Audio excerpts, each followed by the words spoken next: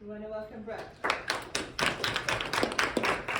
Alright, so I did my slides on the gondola that they're planning on putting on Little Cottonwood Canyon.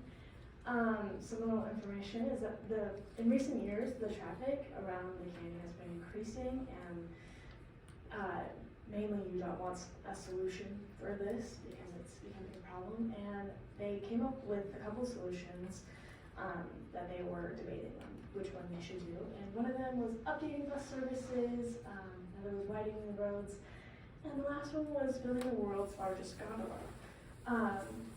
The final decision, with a question mark, because that's what they decided is the final decision, but nobody wants it.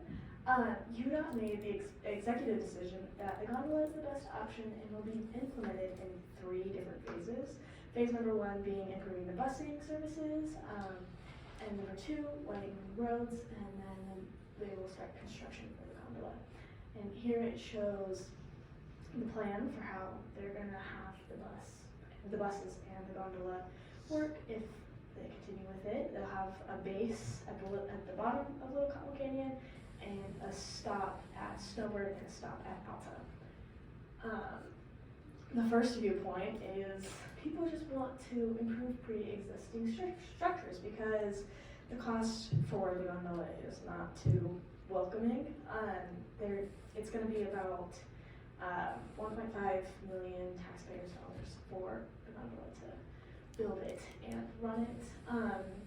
A nonprofit here in Utah that is dedicated to preserving the Wasatch Mountains, they said that we could use more frequent bus services because it wouldn't be as much as building the whole gondola, and possibly doing occupancy-based tolling at toll booths on the way up to the canyon, and mandatory parking reservations at the resorts because it's already there and it's just the resorts who have to figure that out. And then a group of art students at the University of Utah, they put on an event to bring awareness to this, and they say to put the money towards electric buses because it would be better for the environment. And then Lee Davidson is an author for the Salt Lake Tribune, and in his article he's talking about just the facts of the gondola, and he says that maybe we could increase tolling, implement it more, and maybe require carpool at the toll booths, or ban or charge single occupant cars to promote carpooling.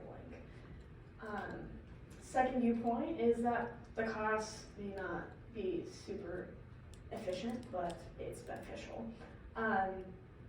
Again, in his article, Lee Davidson says that the gondola is estimated to transport 1,050 people per hour with a 36-minute travel time.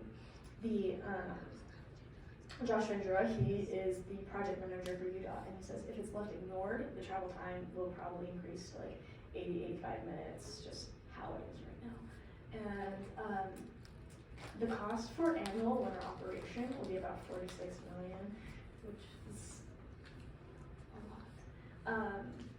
Josh Ventura also says that they have insufficient funds, but once they get done, it will supposedly alleviate reliability and help with safety concerns with mobility and with the 3 phases that they plan on implementing. The last viewpoint is that there are worries on the cost of the fares to ride the gondola and where the revenue will go from the payments that you have to make to ride the gondola. UDOT has this thing where people can leave comments on what they think about the gondola, like what they're thinking, and 61% of the comments are heavily against it. Carl Fisher is a member of Sabre Canyons, and he said in an interview that UDOT sees the gondola as only a solution to traffic. They're not seeing all sides, and that it's just supporting the resorts because it's supposed to bring them in more people. And then with Sabre Canyons, they believe that it is limiting access for non-canyon users, and they also said that it will affect our watershed because of construction and stuff.